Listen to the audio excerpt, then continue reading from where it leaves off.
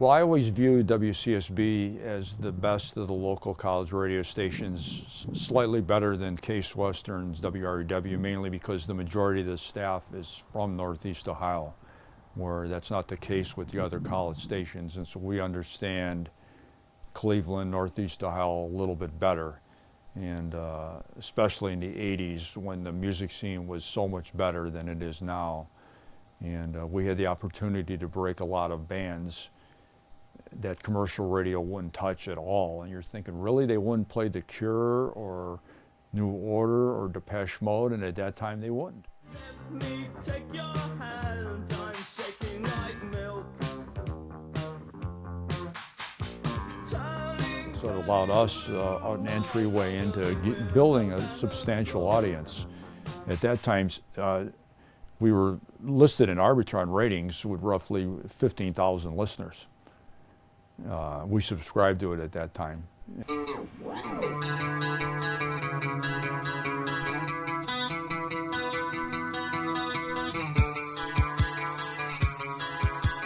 The library that we have here is second only probably in size to WRUW's. It is a phenomenal collection, which has been donated to heavily over the years. We've bought a lot of things through our Radiothon money, but we've also had record labels send us a bunch of things. Some of it has been phenomenal, some of it is garbage, and sometimes there's even a phenomenal way to use garbage records. You just have to be creative enough or sick enough to pull it off.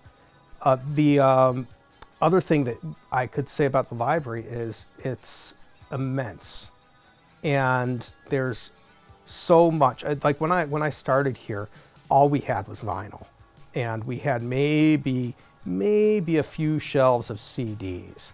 And by the time we left Rhodes Tower, we were busting at the seams.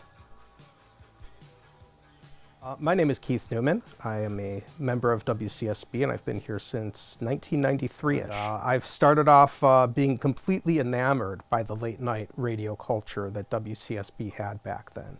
And I would record as much as I possibly could of the station when I first started listening to lots and lots and lots of shows.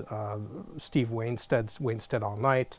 I was recording Mike Cole's propaganda show, Jimmy Wilson's The Day Crack Came to My Street. And it was just a way to kind of just get completely into the station's sound and to try to figure out where all this music was coming from, this and the complete off-the-wall talk shows that we had back then with many, many ridiculous callers. What separates Cleveland radio from other cities is the fact that we have 3 tremendous college radio stations. College radio stations typically have been the place where new bands get discovered and they get brought out and premiered for the first time, and they are able to gather a following.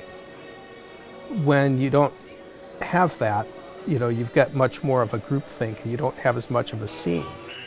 And with us, it's all supported. We have a lot of indie record shops in Cleveland, you know, which, you know, who would have thought that they'd still be around and surviving, but they are.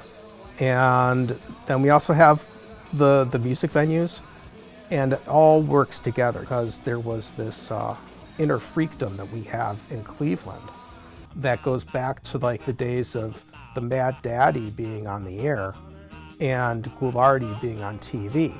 That type of culture permeates the music scene, and that type of culture also permeates the radio sound that we have up here, which is slightly, you know, more anarchy styled than it is in a lot of other places.